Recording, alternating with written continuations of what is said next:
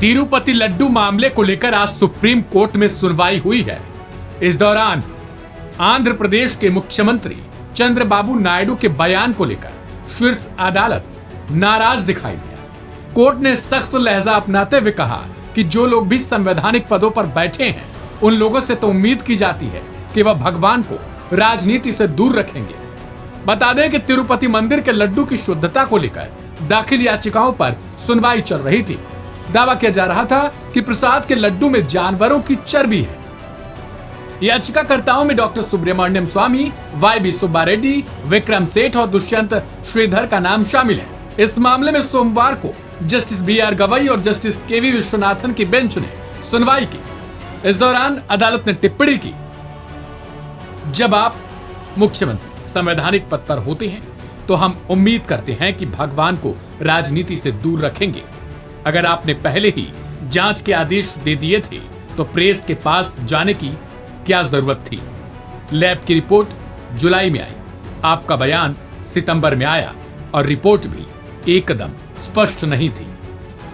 शीर्ष अदालत ने राज्य सरकार से कहा कि लैब की रिपोर्ट से संकेत मिले हैं कि जिस घी की जांच की गई है वह रिजेक्ट किया हुआ घी था।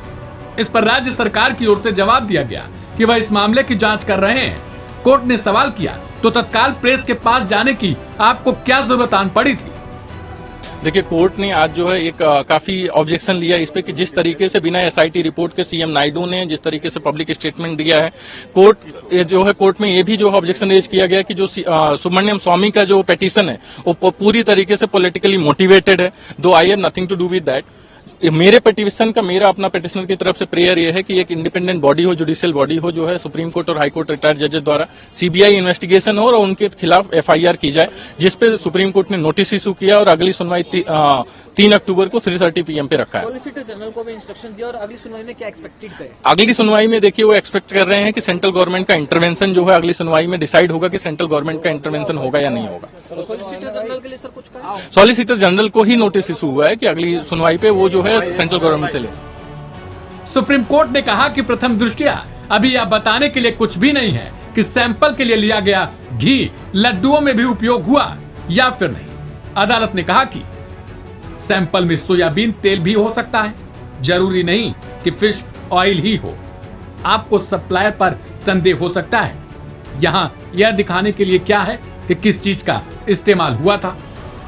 ऐसे में सवाल है कि अब क्या सर्वोच्च अदालत लड्डुओं में जानवरों की चर्बी होने के दावों की जांच को राज्य सरकार से स्वतंत्र एजेंसी को देने पर विचार कर रहा है? सुप्रीम कोर्ट ने SG तुषार मेहता को निर्देशों के साथ 3 अक्टूबर को दोबारा पेश होने के लिए आदेश दिया है। अदालत ने SG से जांच के लिए कहा है कि जांच राज्य सरकार की तरफ से गठित SIT के तहत होनी चाहिए या स्वतंत्र जांच एजेंसी से कराई जानी चाहिए। अब देखना दिलचस्प होगा कि मामले में जब 3 अक्टूबर को दोबारा से सुनवाई होगी तो इसमें सुप्रीम कोर्ट किस तरीके से सवाल और फिर जवाब करता है। इस रिपोर्ट में फिलहाल इतना ही। बाकी की तमाम अपडेट्स के लिए सब्सक्राइब करें लाइव हिंदुस्तान।